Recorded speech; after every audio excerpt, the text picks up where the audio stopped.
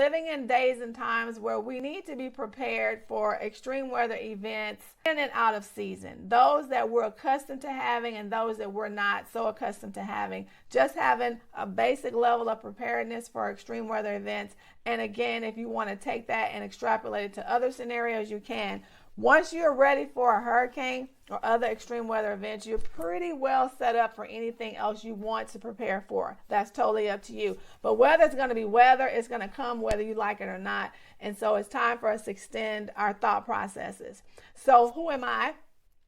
I am a person who has grown up on the Gulf Coast and born and raised. I actually had the opportunity to live about 10 years or so in the Midwest as well. So I understand hurricanes and all those storms and floods and things that come along with that. But I've also had the opportunity to understand snow, sleet, freezing rain, blizzard-like conditions, snow drifts, and the dangers that come with being in sub-degree weather, -10. And so when you're in the Midwest, you're used to it. I had to adjust. Some of the things, I'll tell you some of those stories, but obviously if you're from the South, that's not something you're accustomed to. And then when that type of weather penetrates down into our regions for an extended period of time, you'll get things like the Texas freeze and other problems that happen in the deep South. Our houses aren't built the same way, etc. And that event, I was able to come out fairly well, better than most, because I was able to implement the things that I had learned from being up north. And it's just different. So sometimes you should know better. You shouldn't. Everyone's weather is getting mixed up now. So it's a matter of just learning and going to the next level. As we can see currently, there are wildfires on the East Coast, New Jersey, New York. They're not accustomed to that. So everything is on the table for everybody at this point. And so we need to all learn and level up on our prep. So back to hurricanes quickly. We're in the era of rapid intensification. And so I am a trained weather spotter. We had some tornadoes come through and I'm like, no, I want to be able to look up into the sky, know the signs, know what is brewing for tornadoes. Could I possibly see one? Those types of things. So I'm a trained weather spotter and haven't had that background living on the Gulf Coast. Normally tornadoes might spawn due to a named storm. But now they came through in January. December, we've had floods. So it doesn't have to be a hurricane season. There doesn't have to be a named storm for things to go awry. So we're in the era of rapid intensification. So let's look at a Category 4, Category 5 storm. Those storms have happened throughout history. There's nothing new. What's new is the frequency in which we're getting these stronger storms. I personally will go to 2017 when we had Hurricane Harvey. Hurricane Harvey was a mist, didn't really do much all the way till it got to the Bay of Campeche. And I remember distinctly our weather forecast was like, oh, it's going to fizzle out to this and basically fizzle out. It got to the Bay of Campeche, hit some warm water. It's called a core eddy, where deep down into the ocean, miles and miles down into the ocean, warm water, and that's fuel. It went from next to nothing to a Cat 4 in 36 hours. And it made landfall 300 miles or so from where we are. So yeah, the hurricane, unfortunately, with its devastation and winds and damage and all that happened so far away, it was just the outer band. So the wind part was over. It turned into a tropical storm that basically was forecast to hover over an area for 2 days, go back out into the Gulf of Mexico, come back over that same, refuel when it's over there, right?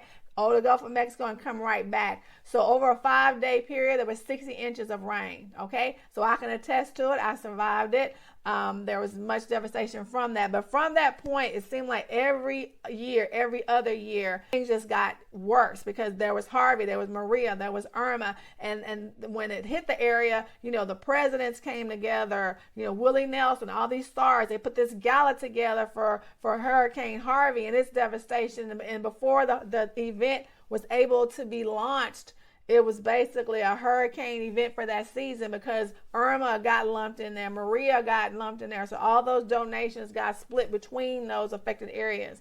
And so with recent Helene and Milton, people think, oh, the coast, that's what you guys sign up for. Why do you live there? I mean, I've seen some of the social media. We were raised here. No one's a millionaire living on the coast, and I don't live right on the water. Let's be clear. You can live on a coastal state and you can live midway. You can live all the way inland. And as we can see with Helene, Storms will penetrate. And so my philosophy is we all need to level up. If we're born and raised, if you're a hunker down, oh, I know storms. I've been around storms. I've never had to leave for a storm. Well, you know what? You may have to leave now. They're coming in stronger. They're coming in at Cat 5s. It's time to evacuate on a Cat 5. So you have to retrain your brain. You have to prepare differently when you're going to leave instead of hunker.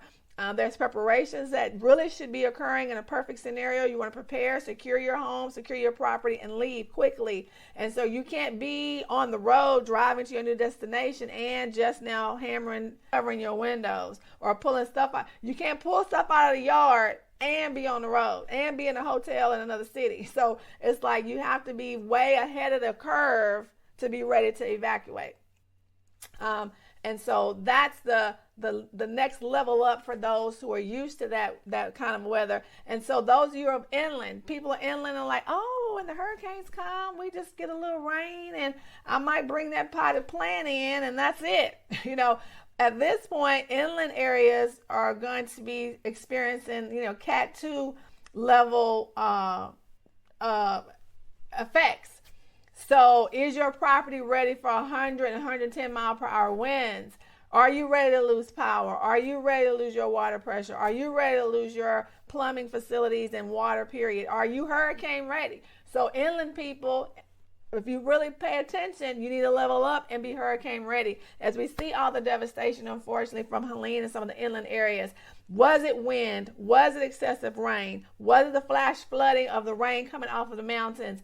Those are secondary, but in essence, it was from a named storm. And again, 7 inches of rain can drop quickly without a named storm. So it's just a matter of people in areas who didn't think they had to deal with certain things are going to have to start paying attention. So that's what Extreme Weather Prep is about. So join me on my journey. It's been several years and I realized you're going to need to be able to go.